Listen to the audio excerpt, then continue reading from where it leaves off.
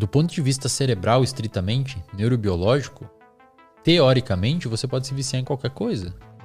Neurobiologicamente, as áreas do seu cérebro envolvida com o vício, por exemplo, você pega uma pessoa viciada em álcool. Você vai olhar o cérebro dessa pessoa, ela tem um aumento de atividade de uma região chamada núcleo accumbente, que é o sistema de recompensa, quando ela detecta no ambiente alguma ideia que lembre a ela álcool. Então você pega um alcoolista, coloca aqui, bota uma máquina de ressonância magnética na cabeça. Você pega uma latinha de cerveja e bota na frente dela, o sistema dopaminérgico dela vai aumentar a produção de dopamina antes dela beber o álcool. Uhum. Esse aumento de produção de dopamina faz ela ter motivação para beber o álcool. Perfeito? Tá. Então ela tem um sistema dopaminérgico desajustado. Quando ela vê o álcool, ela acaba tendo motivação para buscar o álcool. Ou ela vê coisas que lembram o álcool, tipo bar, a pessoa que sempre bebe com ela. Isso é um gatilho para aumentar a dopamina e fazer a pessoa querer buscar aquela substância prazerosa, recompensadora. Então, a dopamina no alcoolista não é que está gerando, a dopamina está aumentando quando consome álcool. Na realidade, a dopamina está aumentando para a pessoa buscar o álcool. E, cara, uma coisa interessante é que a dopamina aumenta, o tempo é um gatilho também. Às vezes, chega final de semana, a sua dopamina aumenta com vontade de álcool.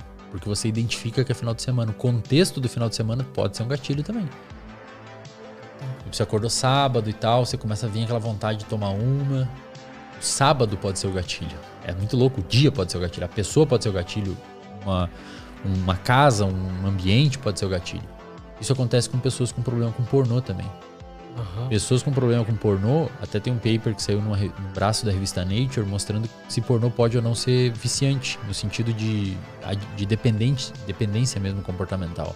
Porque eles viram que quando você mostra para pessoas que assistem pornô imagens de silhueta de mulher, silhueta de homens e tal, ocorre a mesma coisa, a dopamina da pessoa aumenta. Entendeu? Fazendo a pessoa buscar aquele comportamento de consumir. Então, teoricamente, esse comportamento de você ativar o seu sistema motivacional frente a um gatilho externo, teoricamente pode acontecer com qualquer coisa. Inclusive com estudo. Ver um livro pode te fazer. Cara, ver um livro, ver alguém falando sobre um conteúdo, ver o título de um artigo, ver uma revista. Cara, aquilo pode aumentar tanto sua dopamina que você fica meio que... Você precisa daquilo, você quer aquela substância, que seria o estudo. Isso pode acontecer com corrida. Tanto é que quando você pede para pessoas se imaginarem, atletas profissionais se imaginarem correndo e tal, geralmente a dopamina deles aumenta pra caramba. Quando eles se imaginam no parque, no lugar, na academia. Caraca. E é louco, cara, porque existem indicativos que de fato isso pode ser comparado com o vício. Porque se você pega um atleta profissional que treina com um volume muito intenso e muito grande, e essa pessoa lesiona, muitas vezes ela fica com o humor extremamente afetado. Vai ficar mal, às vezes até com comportamento depressivo. Então, essa parte, teoricamente você consegue viciar em qualquer coisa. Teoricamente você consegue fazer com que o seu comportamento fique dependente de alguma coisa. E na minha opinião, Lutz, a gente normalmente fala vício para coisas ruins, né? Agora, a pessoa workaholic, ela de certa forma trabalha 16 horas, 14 horas por dia com o negócio. Porra, um ultramaratonista que corre maratona de 100 km, literalmente caga na calça. Os caras cagam na calça às vezes para não parar, para não perder tempo. Lesiona e continua correndo com o dedo tudo fudido, cheio de bolha. Não é parecido comportamento atritoso, o cara tá se machucando, velho. O cara tá se machucando, tá ligado? Ele tá perdendo saúde fazendo aquilo. E ele continua fazendo. Como se fosse um drogado, assim, atrás de uma super recompensa. Tipo, preciso. Pega torcedor, velho, fanático pro time de futebol. Os caras não perdem um jogo, meu. Não perdem um jogo. Eles têm que estar lá naquele jogo. Os caras são viciados no time, muitas vezes. E o que eu fiz? Na graduação eu fumava, né? Na graduação eu fumava. Fumava cigarro e tal, fumava Marlboro vermelho. Bem no início da graduação. E aí eu comecei a correr. Mais pro final da graduação eu comecei a correr. E o que eu fiz? Eu basicamente troquei o vício do cigarro pela corrida. Por quê? Em algum momento, o comportamento de fumar estava impactando a recompensa que eu estava obtendo na corrida. Então eu corria, continuei fumando. Só que, cara, em algum momento eu não conseguia mais evoluir na corrida. E eu queria. Então eu me imaginava, eu assistia vídeo no YouTube dos caras correndo. E os caras corriam 5, corriam 10km, eu corria 2. E eu me imaginava correndo em 5, 10km. Ou seja, a latinha de cerveja pro cara alcoólatra tá lá. E ele se imagina bebendo aquele álcool. E ele tá motivado em beber aquele álcool. Esse é o gatilho dele. O meu gatilho era os 10km. Eu falava, porra, eu tô com muita vontade disso. Eu quero isso pra mim. É igual o cara com álcool. Eu quero isso pra mim. Eu quero beber aquele álcool. Ele tá com dopamina alta pra buscar aquela recompensa. E eu era a mesma coisa, só com corrida. Eu falava, cara, eu quero correr 10km. Eu quero aquilo pra mim. Eu quero conseguir terminar os 10km. Eu me imaginava terminando os 10km. Cara, hoje em dia, às vezes eu corro e me imagino terminando o Ironman que eu quero fazer. Eu me arrepio correndo, cara. Me dá um arrepio, me dá um negócio assim, sabe? É muito foda. Cara, muito louco. Muito louco. É muito louco. Muito foda. E aí eu me imaginava correndo e tal. E uma hora eu comecei a ver o cigarro como nocivo. Era nocivo pra mim. Porque você conseguiu linkar que aquilo tava atrapalhando você Exato. passar os 2km. Exato. E aí eu comecei a ver o cigarro como uma substância que estava atrapalhando a formação de uma outra recompensa. Então uma recompensa se sobrepôs a outra. É uma recompensa maior, né, na sensação. Exato. O cigarro ele é mais apelativo no início, porque é uma substância que você bota ali e aumenta a sua dopamina. Se liga em receptores nicotínicos, libera acetilcolina que aumenta a dopamina. Então é muito mais apelativo. A corrida aumenta a dopamina e aumenta uma série. Você consegue ter um barato induzido por corrida. Óbvio, consegue, isso as pessoas têm que começar a entender, Lutz.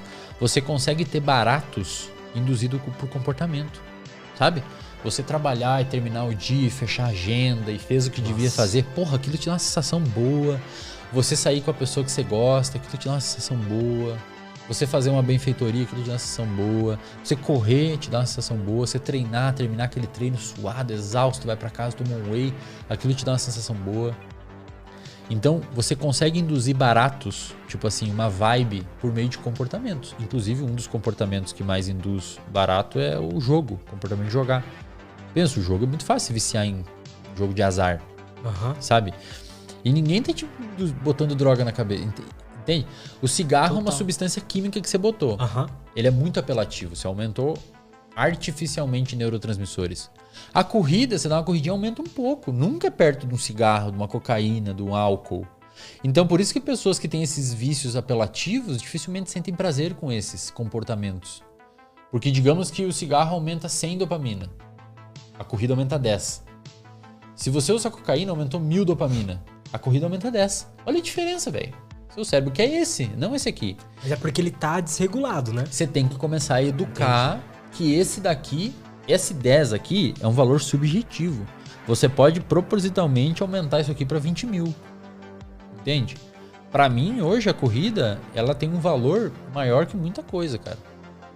Tipo assim, Te entendo. eu não quero sair, se eu tiver que fazer 20k no outro dia, 10k no outro dia, eu não saio na noite anterior.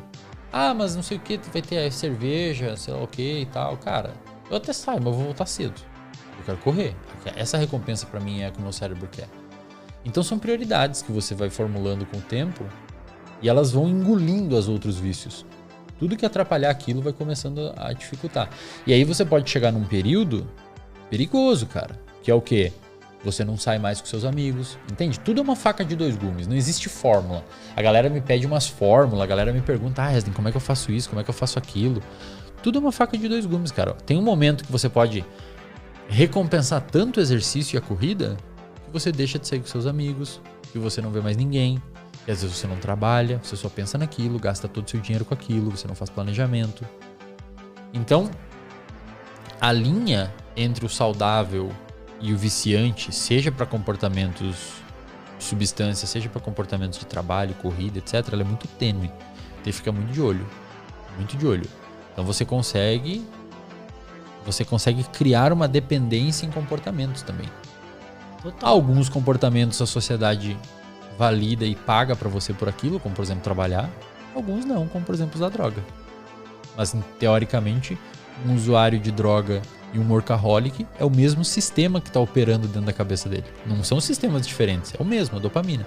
Tem um cara chamado David Goggins, é um cara fudido. O cara saiu de sedentário, pra passar nos SEALs dos Estados Unidos, nos Rangers. Acho que ele é o único americano que passou nas duas, tipo, tropa de elite de lá, sabe?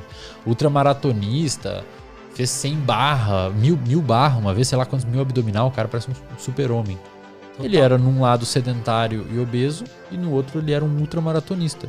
Os dois sistemas desse cara, e nos dois, David Goggins, é a dopamina que tá atuando. Era a mesma coisinha ali. Mesma coisa, só que tá direcionada pro lado diferente.